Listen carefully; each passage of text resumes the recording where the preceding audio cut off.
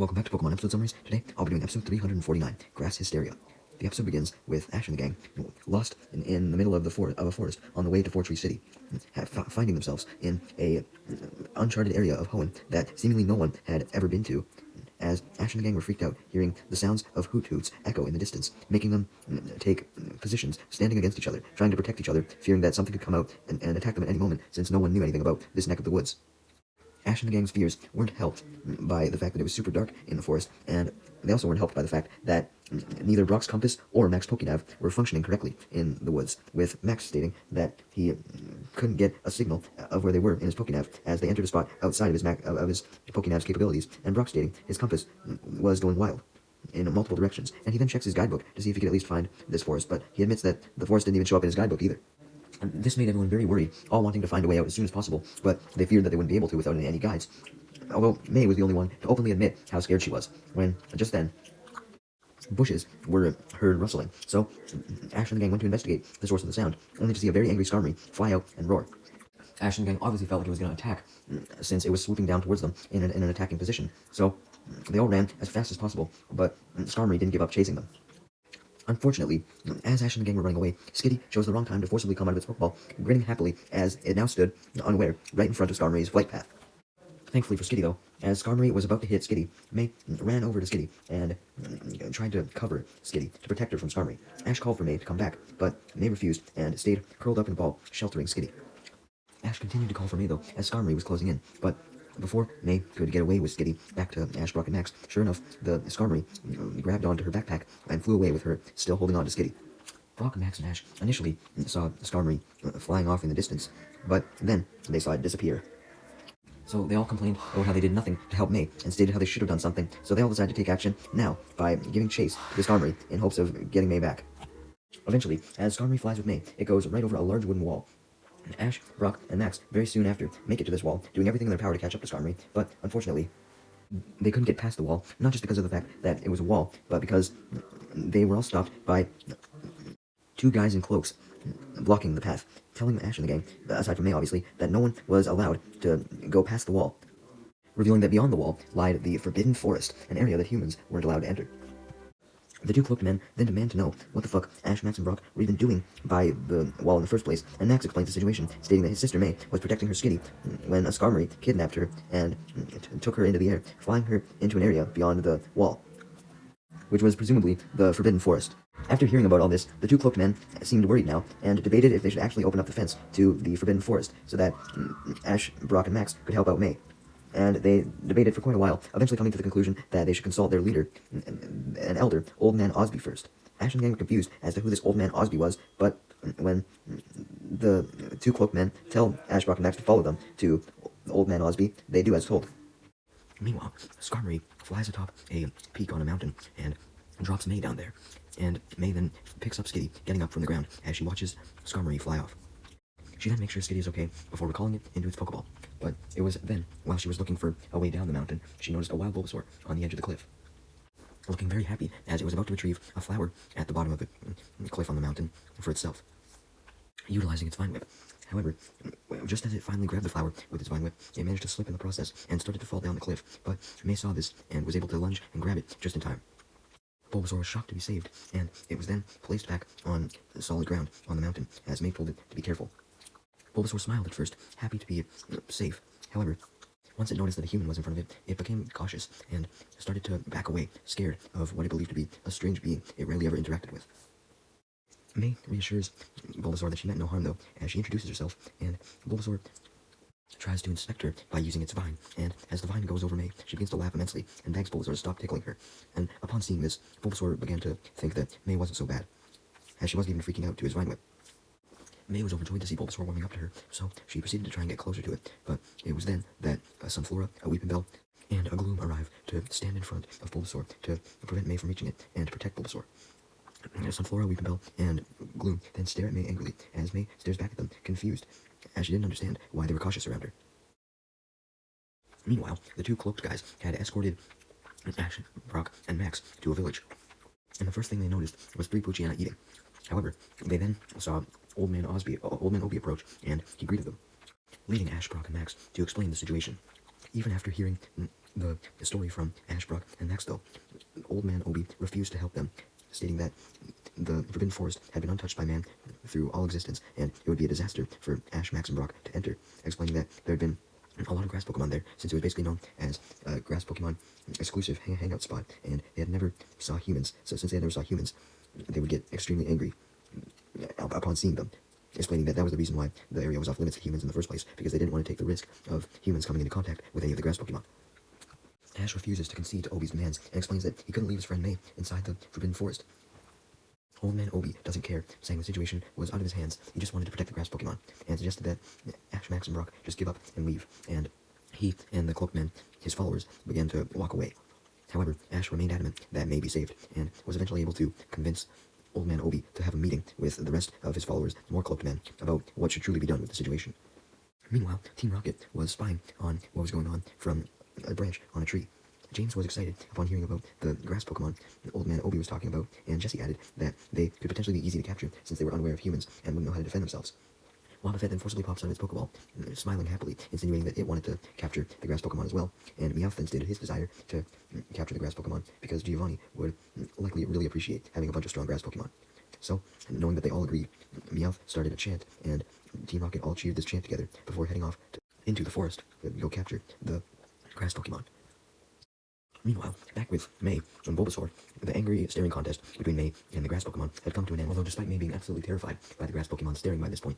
she wasn't relieved to see it stop, as the grass Pokemon merely transitioned to attacking her instead of staring her down, with Gloom releasing a Stun Spore, while Weepinbell and Sunflora launched Vine Whips and Razor Leafs respectively. Fortunately for May, though, she was able to jump out of the way just as the attacks arrived where she previously stood. May was really confused why the grass Pokemon were so against her, not knowing that they weren't used to humans, as Bulbasaur then jumped, blocking the rest of the grass Pokemon from May, trying to protect her, as it tried to get all the other grass Pokemon to stop attacking her, but Weepinbell just grabs Bulbasaur with Vine Whip and pulls it towards them, and then hides it behind all of them so that they can protect Bulbasaur even more. Just then, a whole bunch of other grass Pokemon, such as Oddish, Vileplume, Hoppip, Skiploom, Jumpluff, Sunkern, all arrive to protect Bulbasaur as well. And they all started to launch many attacks, including Sunflora, who launched Razor Leaf. So May knew that she would have to protect herself, so she quickly came up with an idea, releasing Torchic to protect her, to use Ember on all the grass attacks, such as the Razor Leaves, to burn them. Torchic was more than happy to do this, but he was also more than happy to run off with May, since May could now escape without having injured the grass Pokemon, since the attacks were stopped. Bulbasaur, still holding the flower with its vine, tries to go after May, since it was fond of it, but a Sunflora gets in the way and stops it, to protect it still. Meanwhile, back in the village, Obi was talking with all of his followers, although Ash was getting impatient, believing that Obi and his followers would never come to a conclusion in time to save May, so he decided to screw Obi's decision and go save May anyways, going into the Forbidden Forest. Max and Brock didn't think it was a good idea, but Ash retorted that they couldn't just leave May, and stated that they could easily make it to the wall now, since Obi and all the followers were distracted having a meeting inside. So with that, Ash, Brock, and Max went to the wall to try and find a way over. Meanwhile, inside one of the houses in the village, Old Man Obi was talking with all of his followers, of course, and the two followers that Ash, Brock, and Max had met originally was starting to argue, since apparently one of them wanted to let them go, and one of them didn't. However, the argument was then interrupted, as they all heard the Poochyena barking at something, so all the followers and Obi looked out the window to see that Ash, Brock, and Max were trying to find a way past the wall. So, all of Obi's followers and Obi rushed out to the wall, yelling for Ash, Brock, and Max to stop what they were doing, as they saw Ash, Brock, and Max banging against the wooden wall, trying to knock it down. Max was the one who looked back first and saw Old Man Obi and all of his followers approaching and warned Ash and Brock, but suddenly, when Max turned around, he, along with Ash and Brock, noticed some vines growing on the wall. Ash, Brock, and Max knew that this would be their only way up, so they proceeded to scale the vines, but some of them snapped, which were the ones that Brock and Max were climbing, causing them to fall to the ground. Ash calls for Max and Brock, telling them to come back up, but Max saw that the group of Obi and his men were approaching, so he knew that he and Brock didn't have time to catch up with Ash, so they just told him to go get May back by himself. Ash nodded, and he and Pikachu continued climbing up to the top of the wall and jumped over the other side, finally reaching the Forbidden Forest, right as Obi and his men showed up, along with the three Poochyenas, who angrily barked at Brock and Max. And as for Obi and his men, they were just disappointed in Ash for breaking their wishes. Meanwhile, we then see that May had ran down from the mountain with Torchic now deep into the Forbidden Forest, while all the grass Pokemon gave chase and started to search for May, leaving May and Torchic to hide behind some bushes, and May wondered what to do, knowing that she couldn't stay behind the bushes forever, when suddenly the air started to fill with stun spore, leading May to cover her mouth as she tells Torchic to do the same. She knew that the stun spore meant that the grass Pokemon were near her and were likely going to find her hiding spot, so she and Torchic began running away, trying to find a new hiding spot, but May eventually found herself stopped in her tracks, along with Torchic, by a Gloom, some Oddish, some Sunkern, some Jumpluff, some Skiploom, and some Hoppip, and since she couldn't progress any further, this allowed the grass Pokemon from earlier to corner her as well. She tried to run to a tree, but she ended up just getting cornered by this tree. May desperately tries to explain to all the grass Pokemon that she didn't mean any harm and all that, but the grass Pokemon refused to believe her, as the new Gloom that had shown up prepared to attack with a Stun Spore. But just then, in a Deus Ex Machina moment, Ash had managed to find a vine as soon as he got into the Forbidden Forest, and swung down from it and jumped in front of May, startling the grass Pokemon and preventing Gloom from unleashing its Stun Spore. Torchic started jumping for joy, very happy that Ash was here to save it and May, as all the grass Pokemon became even angrier at a second human being in the Forbidden Forest. Ash, however, had Pikachu use Thunderbolt, causing all the grass Pokemon to split up and make two paths, therefore opening up a path for Ash and May to walk through and escape the grass Pokemon, as you can see in the picture. As I'm sure you can imagine, Ash and May wasted no time using this path, with Ash explaining everything in the forest to May as they ran, explaining that the forest was known as the Forbidden Forest, which was forbidden to humans. And explains that even though May didn't purposely come into the Forbidden Forest because she was dropped off by a Skarmory, the grass Pokemon didn't know this, so they believed May was genuinely intruding. Suddenly, Ash and May's running was stopped as a group of Sunflora jump-scared Ash and May and blocked their path, although luckily Ash spotted another path they could take simply by turning direction, so he and May and Pikachu did this and continued to run, but then a group of Jumpluff blocked their way, and there was no other path available, so Ash had Pikachu use Thunderbolt to make the group of Jumpluff split into two sides again, which opened up a path once again, so Ash, May, and Pikachu continued to run, until some Vileplume then came into their way, blocking the path again. Ash was so startled this time that he couldn't even look around to see if there was another path available, but Torchic had of course followed Pikachu, Ash, and May. It had managed to notice a clear path, and instructed Ash, May, and Pikachu to follow it, and they did, but unfortunately, the path ended up leading straight to the edge of a cliff, which they looked down to see if there was a way they could get down, but unfortunately not, and since they were now trapped on the edge of this cliff, this allowed all the grass Pokemon to catch up to them and corner them. May tried to plead with the grass Pokemon, stating that she wasn't trying to hurt any of them, but the Pokemon refused to listen, not believing her, as they stared her and Ash down. Ash commented on how the situation was completely hopeless, as all the grass Pokemon prepared to attack, jumping towards Ash and May, who took defensive positions by putting their arms up against their faces, but suddenly a loud roar echoed throughout the forest, causing all the grass Pokemon to stop attacking and turn to see a Venusaur stumbling towards them. Ash and May were shocked to see a Venusaur, and they were also shocked to see it come up to them and inspect them with its vines. Ash wondered what it was doing, with May commenting that that's how Bulbasaur and its evolutionary line inspected shit. Even though Ash knew this, since, he had a Bulbasaur of his own, but he was just unfamiliar with Venusaur doing this as well. Suddenly, May and Ash noticed the Bulbasaur that May had encountered earlier, and May told Ash about it. The Bulbasaur was, of course, still with all the grass Pokemon, but it went up to Venusaur and tried to assure it that Ash and May and Pikachu meant no harm. And this led Venusaur to continue to inspect Ash, May, and Pikachu, and it nodded, agreeing that it didn't seem like Ash, May, and Pikachu were dangerous, although it then lifted Torchic up with its vines and shook its head, leaving Ash to correctly assume that Venusaur believed that Ash, May, and Pikachu were nice, but it wasn't quite sure about Torchic, since Torchic was a fire type, and Venusaur was a grass type, which was weak to fire types, so it was just scared of it, and May understood this and decided to recall Torchic to prove to Venusaur that they were innocent, as she also explained to Venusaur that she didn't mean to intrude on their forbidden forest, not knowing it was forbidden, and as Venusaur listens, this inspires all the other grass Pokemon to begin listening to her explanation as well. Ash, May, and Pikachu eventually entirely earn the Venusaur's trust, and Venusaur commands all the other Pokemon to officially stop all their attacks, and all the grass Pokemon agree, since they now trusted May, Max, and Pikachu as well. And then Venusaur motions for Ash, May, and Pikachu to follow it deep into the Forbidden Forest, so it could show it somewhere. Meanwhile, we then see Team Rocket behind a tree in some bushes, as Jesse and James listened to what the Venusaur was saying, as Meowth translated what Venusaur was saying, so they could actually understand it. Anyways, through translating Venusaur, Team Rocket learns that the Bulbasaur May rescued was actually a female, and was also the Venusaur's child, and since Venusaur respected May for saving its child, that's why Venusaur was so nice to May now. It essentially saw that May wasn't dangerous after it had saved its child. Wobbuffet then forcibly popped out of Jesse's Pokeball, leading her to change the subject a little bit, since she didn't care about the Bulbasaur and Venusaur's history. She just wanted to capture all the grass Pokemon, and she was trying to come up with a plan when she suddenly came up with an idea. Although it took Jessie a while to get out her idea, since James was too sidetracked, enamored by the Venusaur, commenting on how huge it was. Although Jessie was finally able to state her plan, suggesting that since Venusaur was the leader of all the grass Pokemon, which she figured out after seeing it being able to stop all the grass Pokemon from using their attacks, she suggested that the Venusaur was by far the most powerful grass Pokemon there, so they should focus their efforts on catching it, and once they did, then catching all the other ones should be easy, since they no longer have their leader. Meowth and James cheered for this, and they officially put their plan into action. Meanwhile, Ash, May, and Pikachu had followed Venusaur just like they were instructed, and were taken to the center of the Forbidden Forest, where they found a beautiful spring and a waterfall with many other grass Pokemon relaxing by it.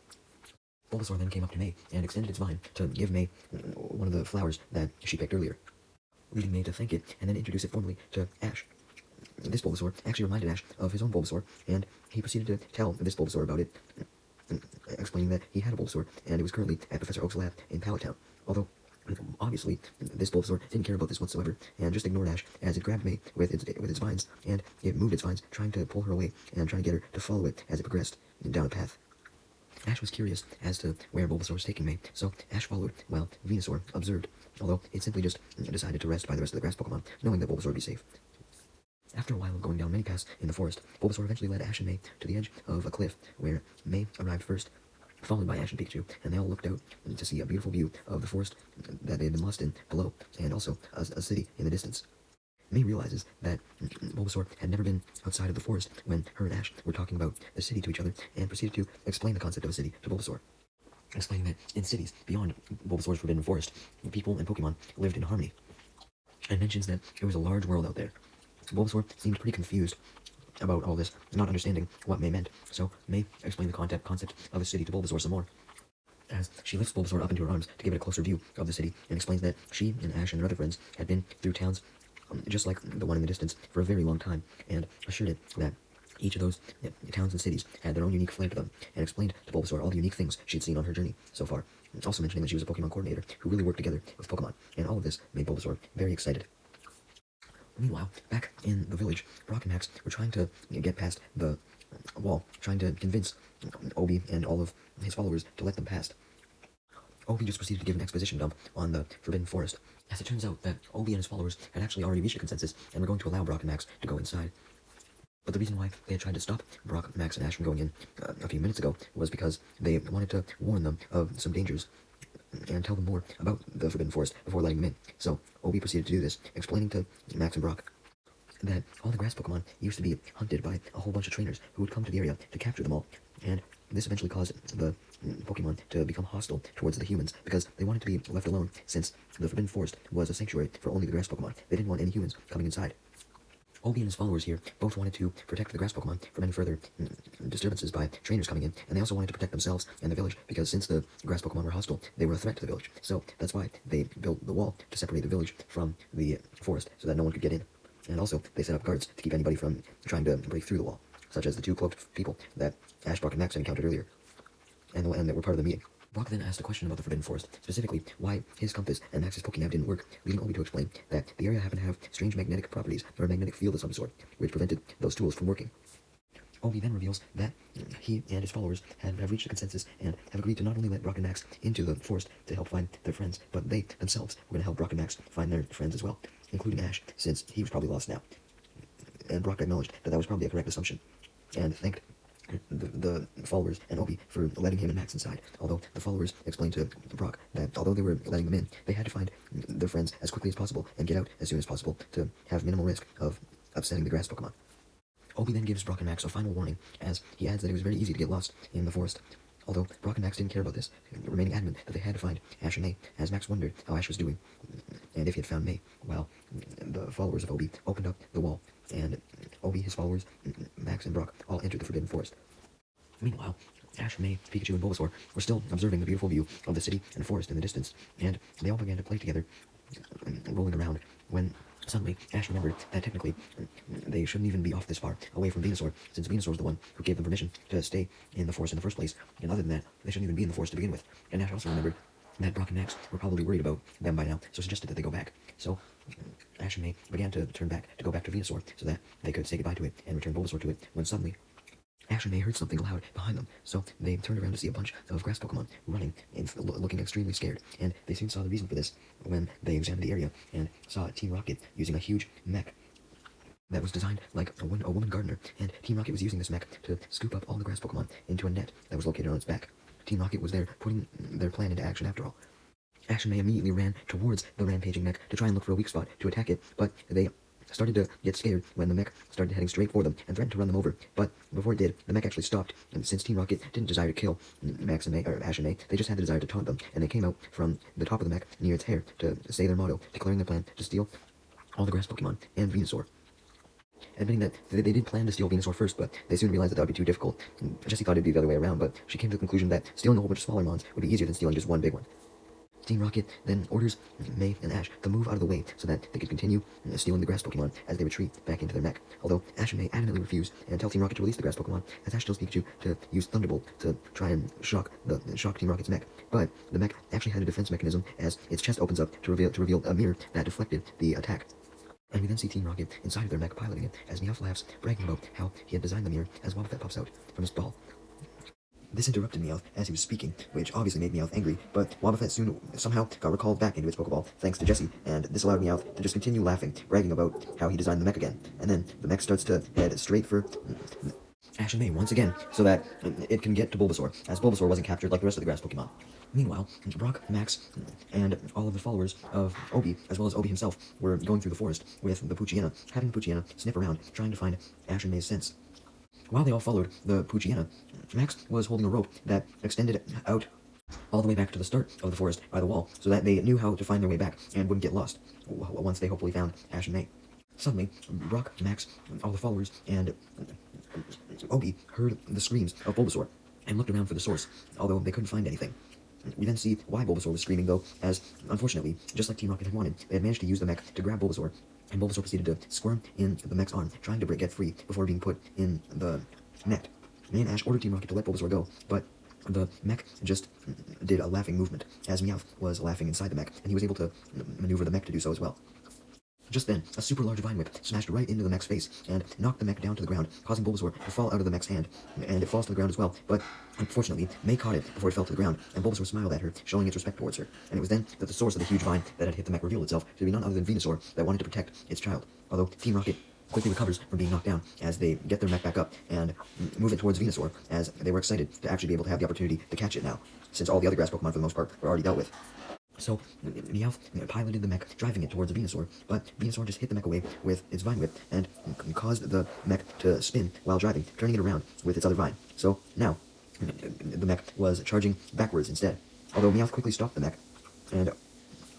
Venusaur then took action by using its vine whip to grip the net with all the grass Pokemon in it to try and save all the grass Pokemon, but Meowth then turns up the speed on the mech while Venusaur was still using its vine whip on it, and this caused Venusaur to get pulled away from the mech. It was beginning to lose grip, so therefore it couldn't save the grass Pokemon. Just then, though, Ash and May give Venusaur some encouragement, telling it to keep pulling, and this makes Venusaur able to plant its feet firmly into the ground, refusing to give in. And eventually, the mech begins to tip a little bit, but Meowth activates yet another feature of the mech, which changes the direction of the mech into reverse. And when the mech goes into reverse, it startles Venusaur and causes Venusaur to lose grip with its vine whip and flies back, hitting the ground hard, almost knocked out. Its kid Bulbasaur ran up to it to see if it was alright, but before Bulbasaur could even talk to its parent, Team Rocket unfortunately grabbed it with the mech, although May tried her best to help it out, as she grabbed Bulbasaur as the hand pulled it away, which in turn caused both her and Bulbasaur to be captured into the net. May instantly checks if all the grass Pokemon were alright inside the net, although she knew that even though they were okay, they couldn't just, stay in the net forever, so she proceeded to come up with a plan to escape with the help of the grass Pokemon. Outside of the net, Ash and Pikachu helped Venusaur get back on its feet and recover. Unfortunately, Venusaur wasn't in the clear, as it was then that Team Rocket proceeded to use their mech to try and grab Venusaur with one of the hands, but suddenly, the mech was unable to do this, as it started to pull back and reverse uncontrollably, leaving Team Rocket to question what the fuck was going on, including Wobbuffet, who forcibly popped out of its Pokeball, once again, annoying Meowth even more. Ash wondered what the fuck was going on as well, and it was then revealed that what was going on was May had ordered all the grass Pokemon to start tackling the net from the inside, causing the robot to almost fall over. Since there was so much force against the mech's back, even May and Bulbasaur were helping out with the tackling inside the net as well. Seeing how the mech was almost falling over, Ash got an idea and shouted for May to have Bulbasaur use Razor Leaf, and sure enough, she commanded it. Bulbasaur was more than happy to oblige to May's orders, almost as if it was her own Pokemon, and it launched the Razor Leaf, which filled the net with leaves until it ended up cutting it, and the net then exploded, and all the grass Pokemon landed safely on the ground. May was starting to escort all the grass Pokemon further into the forest so that they could escape Team Rocket, but unfortunately, Team Rocket were too fast, as now that the net was no longer being tackled, the mech was fully able to move again, and Team Rocket launched the arm to try and reclaim all the grass Pokemon, but luckily, just then, Brock, Max, Obi, and all his followers showed up, and Obi revealed that the Poochyena were actually his, as he had them use Shadow Ball. All three of the Poochyena Shadow Balls made contact with the mech and managed to hit the hand directly, destroying it so that Team Rocket could no longer capture any Pokemon. And the mech was even stunned for a little bit, since Team Rocket was so shocked about this that they couldn't move the mech. May then ran over to Obi and thanked him.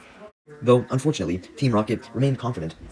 as they recovered from their shock, since they still had a second hand that they could use, and tried to capture Venusaur again. Although Ash tried to intervene, having Pikachu use Thunderbolt, but the attack just got reflected off of the mirror again, making Meowth laugh once again.